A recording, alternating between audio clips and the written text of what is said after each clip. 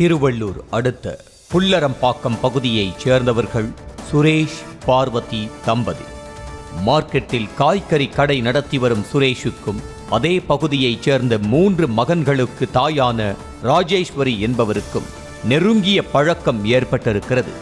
2 குழந்தைகள் இருக்க மனைவியை விட்டுவிட்டு ராஜேஸ்வரியுடன் சுரேஷின் தகாத உறவு எல்லை மீறி சென்றதோடு தனது கடைக்கு அருகிலேயே கடை வைத்து கொடுத்து கவனித்துக் கொள்ளும் அளவுக்கு துணிந்ததாக கூறப்படுகிறது. கணவனின் தகாத உறவு விவகாரம் தெரிந்து 6 மாதங்களுக்கு முன்பே மனைவி பார்வதி சுரேஷை கண்டித்ததோடு ராஜேஸ்வரியோடு தகராறு செய்து கடையையே காலி செய்ய வைத்ததாக கூறப்படுகிறது.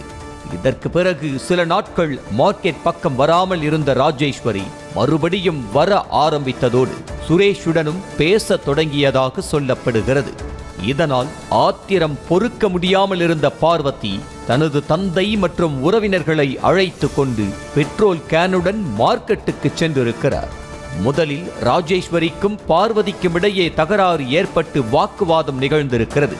பேசிக் கொண்டிருக்கும் போதே ஆத்திரமடைந்த பார்வதி தந்தையின் கையில் இருந்த பெட்ரோல் கேனை வாங்கி ராஜேஸ்வரி மீது ஓற்ற கடையில் சாமி படத்திற்கு ஏற்றி வைத்திருந்த விளக்கு மீது பட்டு கொழுந்து விட்டு எரிந்திருக்கிறது. ராஜேஸ்வரி மீது தீ மளமளவென பரவிய நிலையில் அக்கம் பக்கத்தில் இருந்த வியாபாரிகள் தண்ணீரை ஊற்றி தீயை அணைத்து ராஜேஸ்வரியை மீட்டு திருவள்ளூர் அரசு மருத்துவமனையில் சேர்த்தனர். தற்போது 50% தீக்காயத்துடன் ராஜேஸ்வரி கீழ்ப்பாக்கம் அரசு மருத்துவமனையில் சிகிச்சை பெற்று வரும் நிலையில் திருவள்ளூர் நகர் போலீசார் வழக்கு பதிவு செய்ததோடு சுரேஷின் மனைவி பார்வதி, அவருடைய தந்தை பூச்சி, உறவினர்கள் உட்பட 8 பேரை கைது செய்து விசாரணை நடத்தி வருகின்றனர். செய்திகளை உடனுக்குடனும் துல்லியமாகவும் தெரிந்து கொள்ள சப்ஸ்கிரைப் பண்ணுங்க.